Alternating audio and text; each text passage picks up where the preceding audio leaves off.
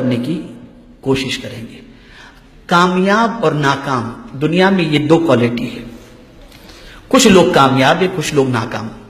میں نے کامیاب لوگوں کی زندگی کے بارے میں غور کیا اور میں نے کوشش کی کہ ذرا جاننے کی کوشش کروں کہ کامیاب کیوں لوگ ہوتے ہیں اور ناکام کیوں ہوتے ہیں.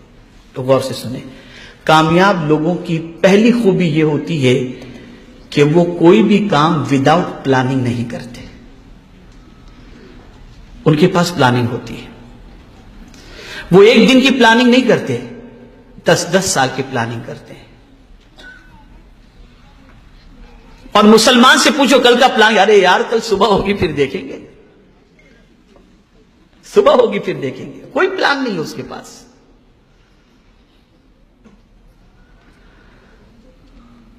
آپ نے کبھی کسی ڈاکٹر کو دیکھا ہوگا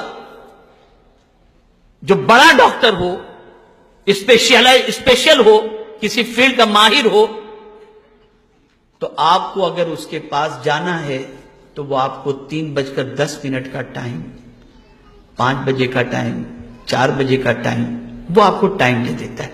اس کے پاس پلاننگ ہوتی ہے. 1 ہفتے کے بعد آپ کو اپوائنٹمنٹ ملے گا، 2 ہفتے کے بعد آپ کو اپوائنٹمنٹ ملے گا. لیکن آج مسلمانوں کی پوزیشن دیکھیں تو کوئی پلان ہی نہیں ہے اس کے پاس. نتھنگ، کچھ بھی نہیں. نہ صبح کا پلان، نہ شام کا پلان، نہ کل کا پلان، نہ پرسوں کا پلان. کوئی پلان نہیں. اور پھر کہتے ہیں کہ اب دنیا میں ناکام ہیں. کامیاب انسان وہ ہوتا ہے جس کے پاس پلاننگ ہوتی ہے. تو اگر آپ دنیا میں کامیاب ہونا چاہتے ہیں تو آپ اپنے بیڈ روم کے اندر آپ باقاعدہ ایک چارٹ بنا کر کے آویزاں کر لیں کہ مجھے اتنے بجے اٹھنا ہے، اتنے بجے ادھر جانا ہے، اتنے بجے ادھر جانا ہے، اتنے بجے ادھر جانا ہے. میں خود میری آفس کے اندر، میری آفس کے ساتھی سے میں نے کہا کہ میری آفس کے اندر آپ اس دیوار کے اوپر ایک بورڈ لگا دو کہ وقت کی قدر کریں. اس لیے کہ ابھی گزشتہ کچھ دنوں سے میں ممبئی میں ہوں تو میں دیکھ رہا ہوں کہ آتے ہیں لوگ، کچھ بھی کام نہیں ہوتا، بس آئے آپ سے ملنے کے. اور کیا چل رہا ہے، کیسا چل رہا ہے. اب میں پڑھ رہا ہوں، کچھ کام کر رہا ہوں، نہ ان کو جانے کے لیے کہہ سکتا ہوں، نہ ان کو بیٹھنے کے لیے کہہ سکتا ہوں. اور میرا ٹائم یوں ہی ختم ہو جاتا ہے. جانے کے لیے کہہ دوں تو بد اخلاقی ہوگی، اور بیٹھنے کے لیے کہوں تو میرا وقت ضائع ہوگا. اس لیے میں نے ابھی یعنی 2 دن پہلے ہی میں نے کہا کہ آپ بورڈ لگا دیجئے کہ وقت کی قدر کریں. یہ تو ہم نہیں کہہ سکتے کہ وقت ضائع نہ کریں. اس لیے کوئی ملنے آئے تو کیسے کہیں گے کہ وقت ضائع کر رہے ہیں آپ. وقت کی قدر کریں. ہمارے پاس کوئی پلاننگ نہیں ہے. منصوبہ بناؤ. ایوری ڈے کا پلان آپ کے پاس ہونا چاہیے. اور کامیاب انسان وہی ہوتا ہے جس کے پاس پلاننگ ہوتی ہے. دوسری چیز، آپ بڑے بڑے خواب دیکھو.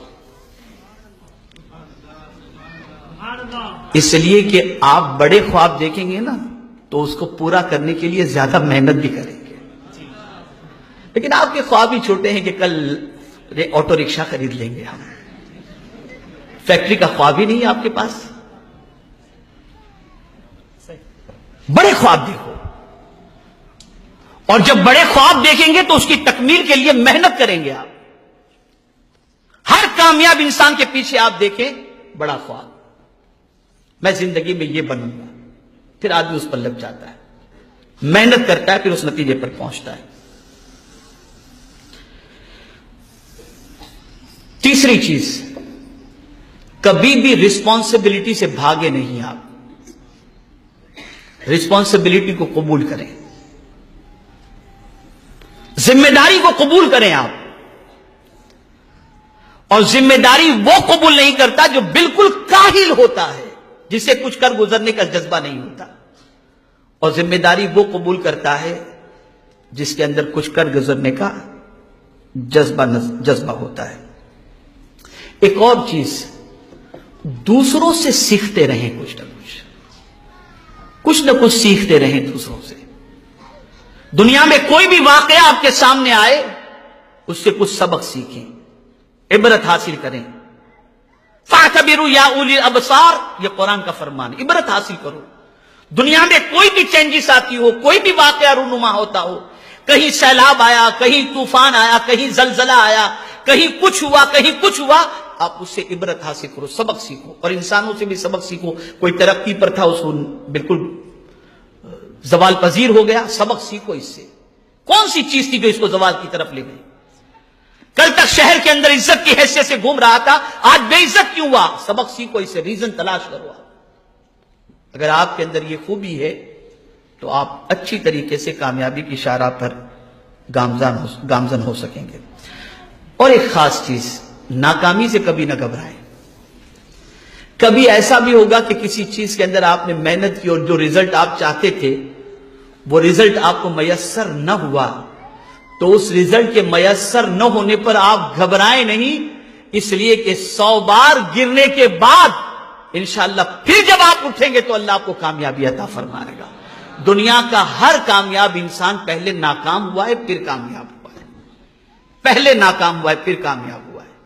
تو ناکامی سے کبھی نہ گھبرائیں، کبھی نہ گھبرائیں۔ خود میرے آقا صلی اللہ علیہ وسلم کی سیرت مبارکہ ہمیں اس کا درس دیتی ہے اور ہمیں اس کا پیغام